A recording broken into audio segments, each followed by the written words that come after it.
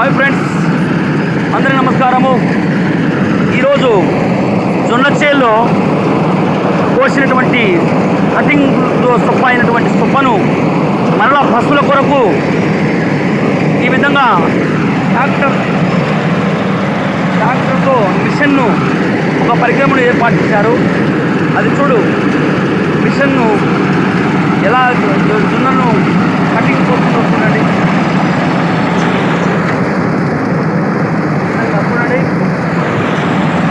ఈ పరికరము ఈ సొప్పను 15 రోజులు ఎండబెట్టిన తర్వాత మరలా కట్ట కట్టిస్తే మామిలో వేసుకుంటే